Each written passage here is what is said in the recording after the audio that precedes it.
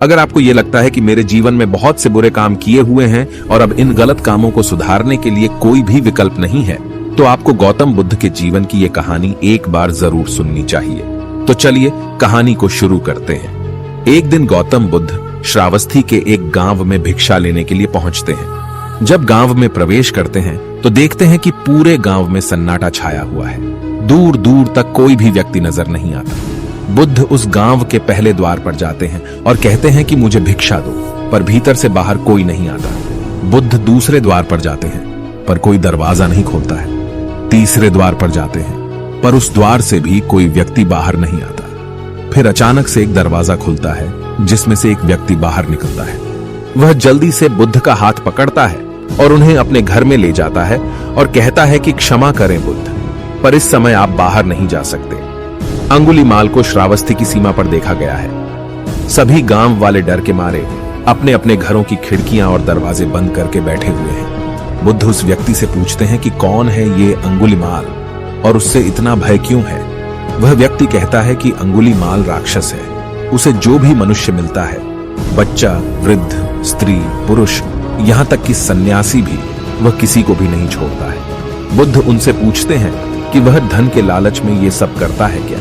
वह व्यक्ति कहता है कि नहीं, उसे धन का कोई लालच नहीं है। वह जब भी किसी आदमी को मारता है तो उसकी उंगली काटकर अपने गले की माला बनाता है। इसीलिए उसका नाम अंगुलीमाल पड़ गया है। और यह भी सुना है कि जब उसके गले की माला में 100 उंगलियां पूरी हो जाएगी तो उसकी विनाशक शक्तियां और भी ज्यादा बढ़ जाएगी। बुद्ध कहते हैं, आभार हो आपका जो आपने मुझे उसके बारे में बताया। फिर वह व्यक्ति बुद्ध से कहता है कि कृपा कर आप बाहर न जाइए, क्योंकि वह आप पर भी वार कर सकता है। बुद्ध कहते हैं, भय से अपनी राह छोड़ दो। ऐसा मैंने कभी नहीं किया। मुझे भिक्षा मांगता देख जन जन के हृदय में अंगुलीमाल का भय कम होगा।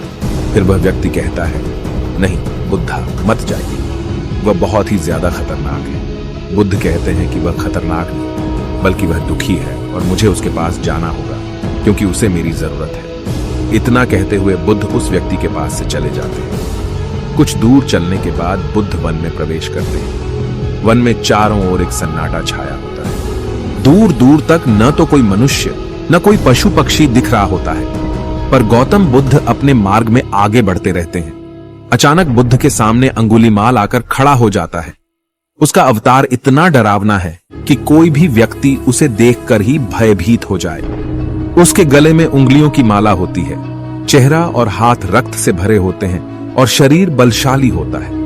उसका अवतार इतना भयानक होता है कि किसी भी साधारण व्यक्ति के प्राण तो उसे देखते ही निकल जाए। पर बुद्ध पर अंगुलीमाल के डरावने अवतार का कोई असर नहीं होता है। बुद्ध थोड़ी देर तक एक शांत मुस्कुराहट और ठहराव के साथ अंगुलीमाल की तरफ देखते हैं। फिर बिना उससे कुछ भी कहे उसकी बगल से निकलकर अपने मार्ग में आगे बढ़ जाते हैं। बुद्ध को ऐसा करते देख अंगुलीमाल को यह समझ नहीं आता है कि उसके साथ ये हो क्या रहा है।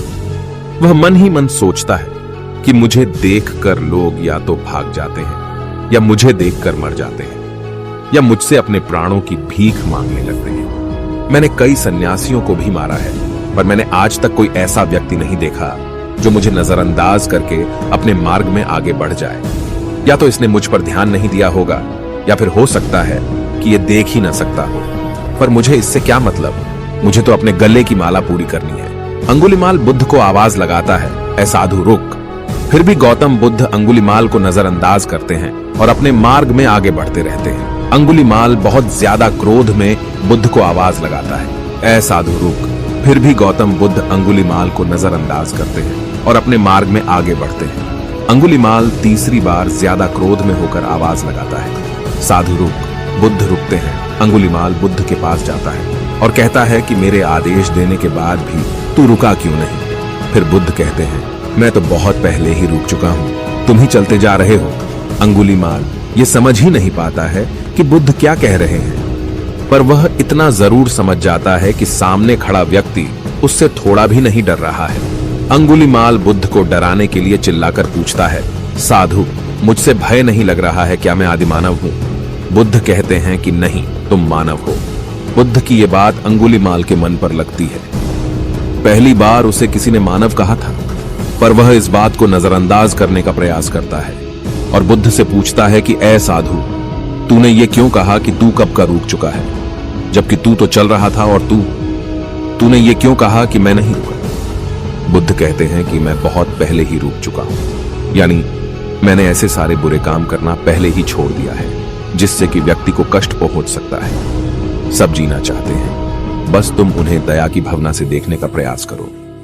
गौतम बुद्ध के ये शब्द दोबारा से अंगुलीमाल मन पर चोट करते हैं, पर वह दोबारा से बुद्ध की बातों को नजरअंदाज करने का प्रयास करता है। इस बार वह बहुत गुस्से में था। उसने भयानक तलवार लेकर बुद्ध के पास आकर उसकी गर्दन पर रख दी। उसका मतलब था कि वह पहले जैसे लोगों की हत्या करने का इरादा कर रहा है। उसने बुद्ध से जोर से चिल्लाकर कहा, मानव में कोई प्रेम नहीं है, न कोई दया है, सब छल और धोखा है। मैं सबको मार डालूंगा और किसी को बचने नहीं दूंगा। बुद्ध ने उससे कहा, तुमने बहुत लोगों को दर्द दिया है। बुराई और क्रूरता इंसान की अज्ञानता के कारण होती है।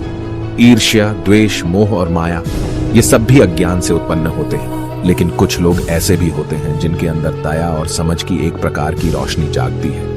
अंगुलीमाल, अगर इस जीवन में तुम क्रूर और निर्दयी हो तो दयालु भी हो सकते हो। तुम्हें अपनी आंखों से उस अंधकार की पर्दा हटाना होगा जिसने तुम्हें केवल बुराई ही दिखाई। तीसरी बार जब बुद्ध के शब्दों ने उसके दिल तक पहुंचे, अंगुलीमाल ने खुद पर काबू पाया। उसे समझ में नहीं आया कि पहले क्यों वह इतना अशक्त महसूस कर रहा था।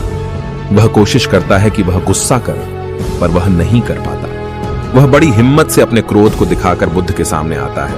वह कहता है, तुम और अन्य लोग मेरी तरह नहीं हो। बुद्ध उससे कहते हैं कि सब लोग एक समान होते हैं, बस वे जागरूक होते हैं, और यह सिद्ध कर रहे हैं कि सभी में जागरूकता की क्षमता होती है। उसका मार्ग क्रूरता को दया में बदल देता है। अंगुलीमाल, तुम वर्तमान में घृणा की दिशा में चल रहे हो। बस यहां रुको। तुम में यह शक्ति है कि तुम दया की ओर बढ़ सकते हो। ऐसा सुनकर अंगुलीमाल की तलवार उसके हाथों से गिरकर जमीन पर आती है। उसकी आंखों से आंसू बहने लगते हैं। कितना समय तक कोई बुद्ध को अनदेखा करेगा। अंगुलीमाल रोते हुए बुद्ध से पूछता है कि क्या वह वही है जिन्हें लोग बुद्ध कहते हैं, जो लोगों को मुक्ति के मार्ग पर चलना सिखाते हैं। हां, मैं वही हूं। मैं तुम्हें मुक्ति के मार्ग पर ले जाना चाहता हूं। तब अंगुलीमाल कहता है, पर मैं अब बहुत दूर चला गया हूं। मैंने बहुत सारी हत्याएं की हैं, बहुत बुरे काम किए हैं। मैं अब चाहकर भी वापस नहीं आ सकता और मेरा वापस लौटना असंभव सा लगता है। लेकिन बुद्ध कहते हैं कि कुछ भी असंभव नहीं है। जब तुम जागते हो तभी सुबह होती है। अंगुलीमाल कहता है, मैं अब फिर से अच्छे काम करने का मार्ग नहीं चुन सकता। बहुत वक्त बीत चुका है। बुद्ध कहते हैं, तुम में वो समझ है कि जो तुमने अब तक किया वो गलत था। इसका मतलब है कि तुम जानते हो कि क्या अच्छा और क्या बुरा है। जब से तुमने अच्छे काम करना शुरू किया है, तब से तुम्हारा नया जीवन शुरू हो गया है। फिर अंगुलीमाल कहता है, मैं चाहे जितने भी अच्छे काम कर लूं, लोग मुझे वैसे ही देखेंगे और मेरी बदली हुई दिशा की वजह से मुझे शांति नहीं मिलेगी। बुद्ध कहते हैं कि अंगुलीमाल, अगर तुमने हिंसा के रास्ते को त्याग दिया तो मैं तुझे सही दिशा में ले जाऊंगा, तुझे रक्षा करूंगा और तुझे लोगों की आलोचना से बचाऊंगा। तू बस पहला कदम उठा। अंगुलीमाल पूछता है, क्या ऐसा हो सकता है? बुद्ध कहते हैं, बिल्कुल हो सकता है।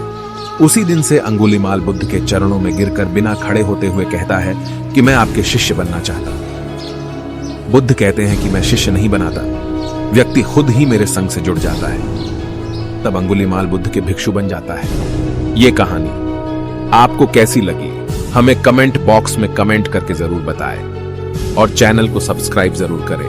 नमो बुद्धाय।